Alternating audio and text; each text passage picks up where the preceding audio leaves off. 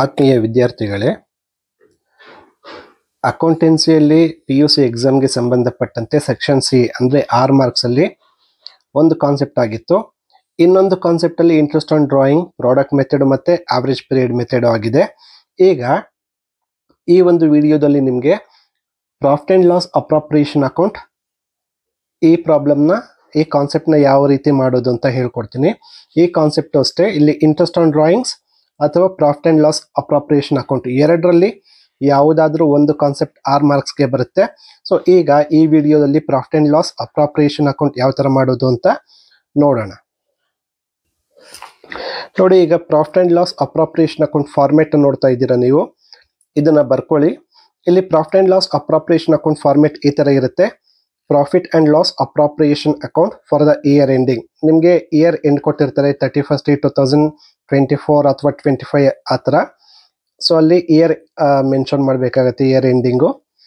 ಈಗ ಈ ಫಾರ್ಮೆಟ್ ಅಲ್ಲಿ ನಿಮಗೆ profit and loss appropriation account ಎರಡು ಪಾರ್ಟ್ ಆಗಿ ಡಿವೈಡ್ ಆಗಿರುತ್ತೆ. ಒಂದು ಡೆಬಿಟ್ ಪಾರ್ಟು, ಇನ್ನೊಂದು ಕ್ರೆಡಿಟ್ ಪಾರ್ಟ್. ಕ್ರೆಡಿಟ್ ಸೈಡ್ ನಿಮಗೆ ಎರಡೇ ಐಟಮ್ಸ್ ಕೊಡೋದು. ಒಂದು ಪ್ರಾಫಿಟ್ ಕೊಡ್ತಾರೆ, profit and loss account profit ಕೊಟ್ಟಿರ್ತಾರೆ, ಮತ್ತೆ ಎರಡನೇದು ಇಂಟ್ರೆಸ್ಟ್ ಆನ್ ಡ್ರಾಯಿಂಗ್ಸ್ ಕೊಟ್ಟಿರ್ತಾರೆ. ಈ ಕ್ರೆಡಿಟ್ ಸೈಡ್ ನಾವೇನು ಬರಿತೀವೋ ಇದು ಇನ್ಕಮ್ ಅಥವಾ ಗೇನ್ ಇರುತ್ತೆ.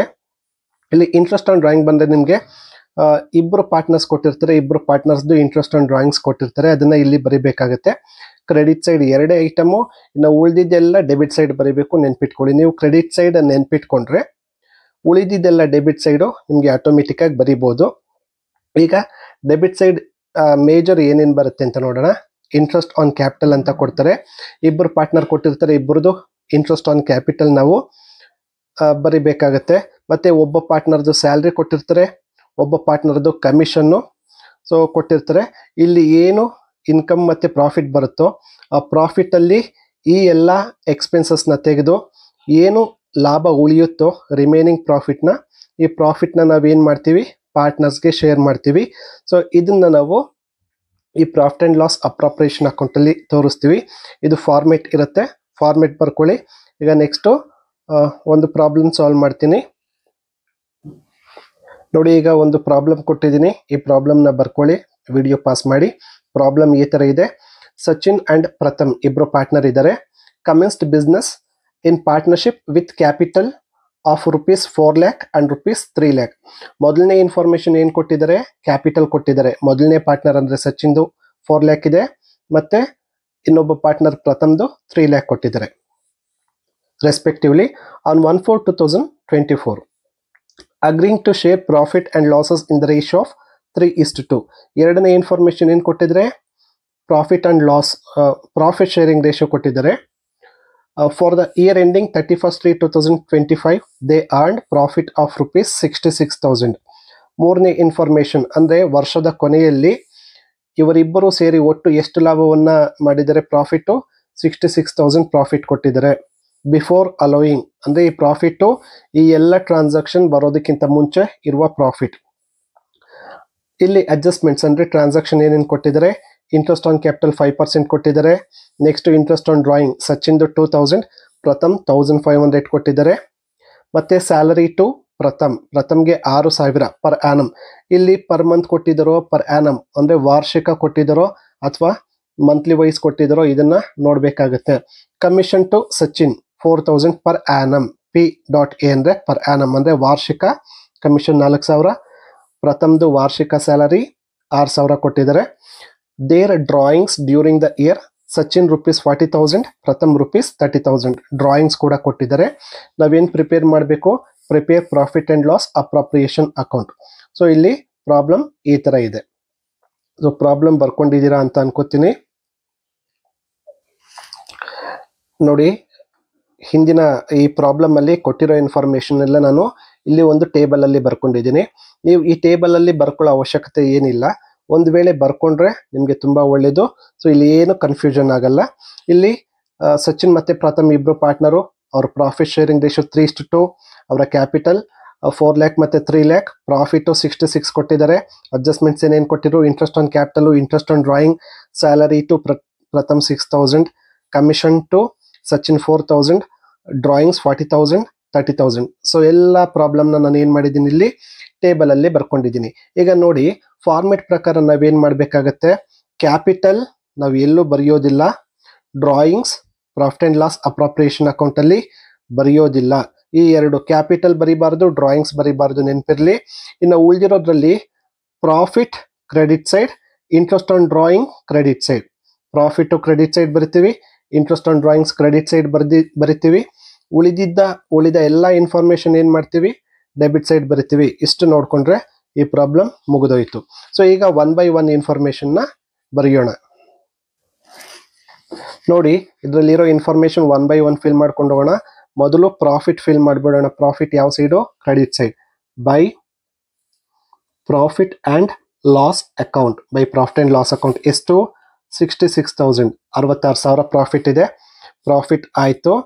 ಇನ್ನು ನೆಕ್ಸ್ಟ್ ಏನಿದೆ, ಇಂಟ್ರೆಸ್ಟ್ ಆನ್ ಕ್ಯಾಪಿಟಲ್ ಯಾವ side, debit side. To interest on capital IOC ಅಂತ ಬರೋದ್ರೆ ಸಾಕು. ಎಷ್ಟು ಪರ್ಸೆಂಟು, 5%.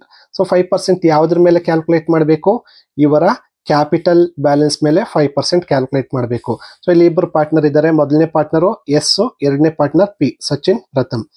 ಎಸ್ದು ಕ್ಯಾಪಿಟಲ್ ಎಷ್ಟಿದೆ, 4 lakh. 4 lakh ಇಂಟು 5% ಎಷ್ಟಾಗುತ್ತೆ, 20,000 ಬರುತ್ತೆ. ಎರಡನೇ ಪಾರ್ಟ್ನರ್ ಯಾರು, ಪಿ, ಅವನ ಕ್ಯಾಪಿಟಲ್ ಎಷ್ಟಿದೆ, 3 lakh ಇದೆ. 3 lakh ಇಂಟು 5%, ಸೊ ಎಷ್ಟಾಗುತ್ತೆ, 15,000 ಆಗುತ್ತೆ. ಒಟ್ಟು ಇಂಟ್ರೆಸ್ಟ್ ಆನ್ ಕ್ಯಾಪಿಟಲ್ ಎಷ್ಟು ಬರುತ್ತೆ, 35,000. ಇದನ್ನ ಔಟರ್ ಕಾಲಮಲ್ಲಿ ಬರಿತೀವಿ. ಇಂಟ್ರೆಸ್ಟ್ ಆನ್ ಕ್ಯಾಪಿಟಲ್ ಇಬ್ಬರದು ಸೇರಿ 35,000 ಆಯಿತು.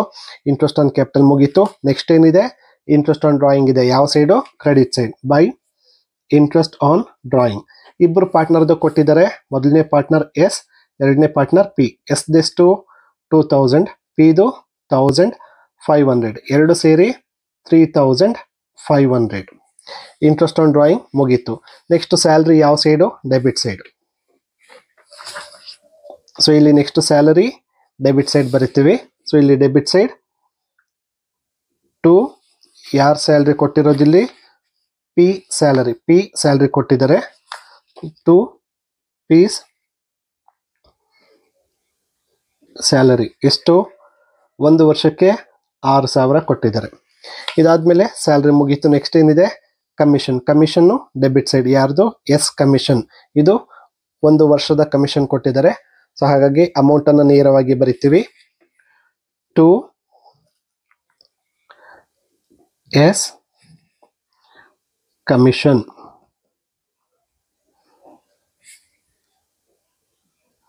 $4,000. ಸೊ ಇಲ್ಲಿ ಕಮಿಷನ್ ಬರೆದ್ವಿ 4,000. ನೆಕ್ಸ್ಟ್ ಏನು ಕೊಟ್ಟಿದ್ದಾರೆ, ಕಮಿಷನ್ ಆಯಿತು. ಡ್ರಾಯಿಂಗ್ಸ್ ಬರಿಬಾರ್ದು. ನೋಡಿ ನಿಮಗೆ ಪ್ರಾಬ್ಲಮಲ್ಲಿ capital, profit and loss appropriation ಅಕೌಂಟಲ್ಲಿ ಎಲ್ಲೂ ಬರಿಬಾರ್ದು, ಡ್ರಾಯಿಂಗ್ಸ್ ಬರಿಬಾರ್ದು. Profit, interest on drawing credit, ಉಳಿದಿದ್ದೆಲ್ಲ ಡೆಬಿಟ್. ಆಯಿತಾ. ಸೊ ಈಗ ನೆಕ್ಸ್ಟ್ ನಾವೇನು ಮಾಡ್ತೀವಿ ಅಂದರೆ ಇದನ್ನು ಬ್ಯಾಲೆನ್ಸ್ ಮಾಡ್ತೀವಿ. ಬ್ಯಾಲೆನ್ಸ್ ಮಾಡೋದು ಯಾವ ಥರ ಅಂತ ಹೇಳ್ಕೊಡ್ತೀನಿ. ಸೊ ಈಗ ಬ್ಯಾಲೆನ್ಸ್ ಮಾಡಬೇಕಾದ್ರೆ ಎರಡೂ ಸೈಡು ಒಂದು ಸ್ವಲ್ಪ ಜಾಗ ಬಿಟ್ಟು, ಒಂದು 3 ಲೈನ್ ಜಾಗ ಬಿಟ್ಟು ಟೋಟಲ್ ಕಾಲಮ್ ಹಾಕ್ಕೊಂಡಿದ್ದೀನಿ. ಈಗ ಡೆಬಿಟ್ ಸೈಡ್ ಟೋಟಲ್ ನೋಡಿ, 35,000 ಪ್ಲಸ್ 6 ಅಂದರೆ 45,000 ಇದೆ ಟೋಟಲ್ಲು. Credit side 69,500. ಯಾವ ಸೈಡ್ ಜಾಸ್ತಿ ಇದೆ, ಕ್ರೆಡಿಟ್ ಸೈಡು ಜಾಸ್ತಿ ಇದೆ. ಸೊ ಹಾಗಾಗಿ ಆ ಟೋಟಲ್ನ ಏನು ಮಾಡಬೇಕು ನಾವು, ಟೋಟಲ್ ಕಾಲಮಲ್ಲಿ 69,500 ಬರ್ಕೋಬೇಕು. ಇನ್ಕಮ್ ಜಾಸ್ತಿ ಇದೆ. ಮತ್ತೆ ಅದನ್ನ ಈ ಸೈಡ್ ಬರ್ಕೊಳ್ಳಿ, 69,500.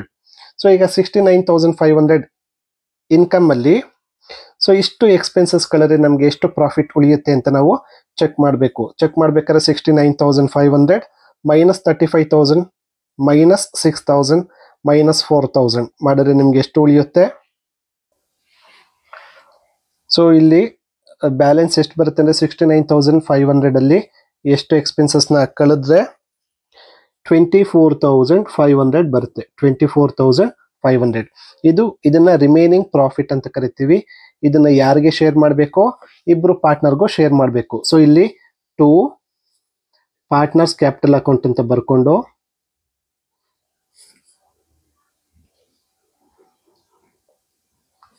ಶೇರ್ ಮಾಡಿ. ಇಬ್ರು ಯಾರು, ಎಸ್ ಮತ್ತೆ ಪಿ. ಎಸ್ಗೆ ಎಷ್ಟು 24,500 ಅಲ್ಲಿ ಪ್ರಾಫಿಟ್ ಶೇರಿಂಗ್ ರೇಷಿಯೋ ಇದೆಯಲ್ಲ 3:2. ಸೊ ಆ ರೇಷಿಯೋನಲ್ಲಿ ನಾವು ಶೇರ್ ಮಾಡ್ತೀವಿ. ನೋಡಿ ಇಲ್ಲಿ ಎಸ್ಗೆ 3 ಭಾಗ, ಪಿಗೆ 2 ಭಾಗ ಶೇರ್ ಮಾಡಬೇಕು. ಒಟ್ಟು 5 ಭಾಗ ಮಾಡಬೇಕು. 24,500 as 3 part divided by 5 part. So ಇದು ಎಷ್ಟು ಬರುತ್ತೆ ಸಿಂಪ್ಲಿಫೈ ಮಾಡಿದ್ರೆ 24,500 ಇಂಟು 3 ಡಿವೈಡೆಡ್ ಬೈ 5 ಎಷ್ಟು ಬರುತ್ತೆ 14,700 ಬರುತ್ತೆ.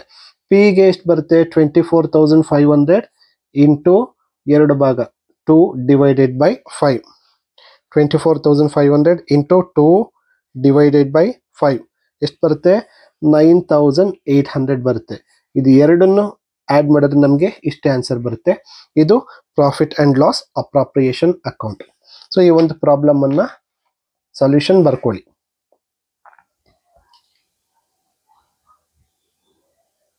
ವಿಡಿಯೋ ಪಾಸ್ ಮಾಡಿ ಸೊಲ್ಯೂಷನ್ ಬರ್ಕೊಳ್ಳಿ.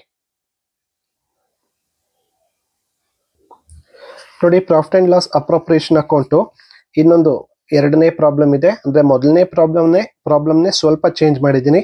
ಪ್ರಾಬ್ಲಮ್ ಸೇಮ್ ಇದೆ. Sachin and Pratham commenced business in partnership with capital of rupees 4 lakh and rupees 3 lakh respectively on 1/4/2024, agreeing to share profit and loss in the ratio of 3:2. For the year ending 31st/2025 they earned profit of 66,000 before allowing. So idistu same ide. ಹಿಂದಿನ problem ಅಲ್ಲಿ ಏನಿತ್ತು ಅದೇ ಇದೆ, ಏನು changes ಇಲ್ಲ. Interest on capital 5%, ಏನು changes ಇಲ್ಲ. Interest on drawing Sachin 2,000, Pratham 1,500, ಏನು ಚೇಂಜ್ ಇಲ್ಲ.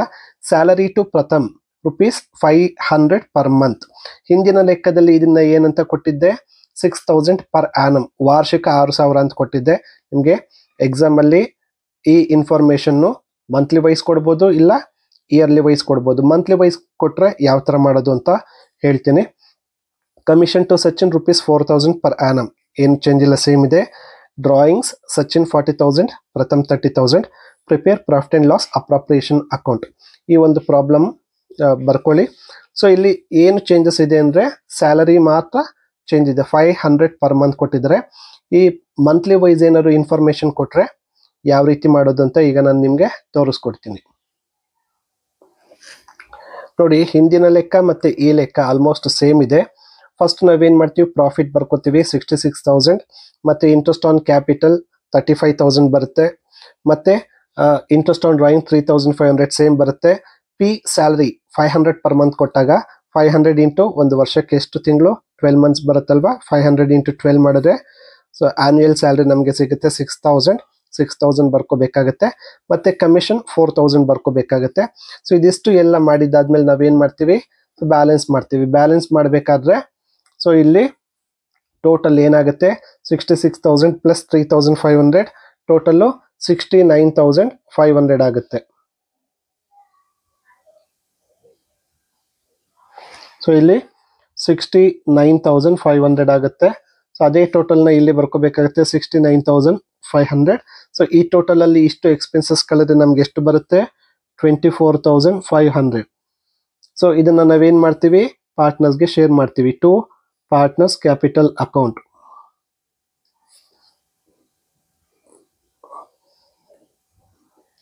ಸೊ ಇಲ್ಲಿ ಇಬ್ರು ಪಾರ್ಟ್ನರ್ಗೂ ಶೇರ್ ಮಾಡ್ತೀವಿ. ಇಬ್ರು ಪಾರ್ಟ್ನರ್ ಯಾರು, ಎಸ್ ಮತ್ತೆ ಪಿ.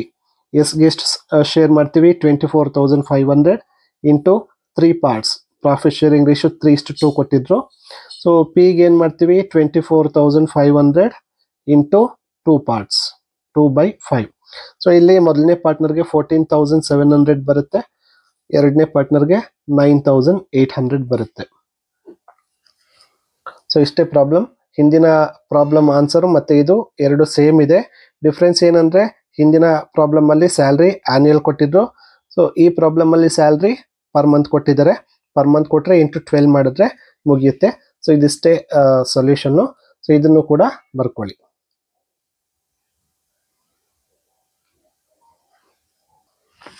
ಇದಕ್ಕೆ ಸಂಬಂಧಪಟ್ಟಂತೆ ಒಂದೆರಡು ಪ್ರಾಬ್ಲಮ್ಸ್ ಅನ್ನ ಹಾಕಿರ್ತೀನಿ ವಿಡಿಯೋದಲ್ಲಿ. ಸಾಲ್ವ್ ಮಾಡಿ ಕಮೆಂಟ್ಸ್ ಅಲ್ಲಿ ಹಾಕಿ. ಸೊ ಆನ್ಸರ್ ಸರಿನೋ ತಪ್ಪು ಅಂತ ನಾನು ಕಮೆಂಟ್ಸ್ ಅಲ್ಲಿ ತಿಳಿಸ್ತೀನಿ.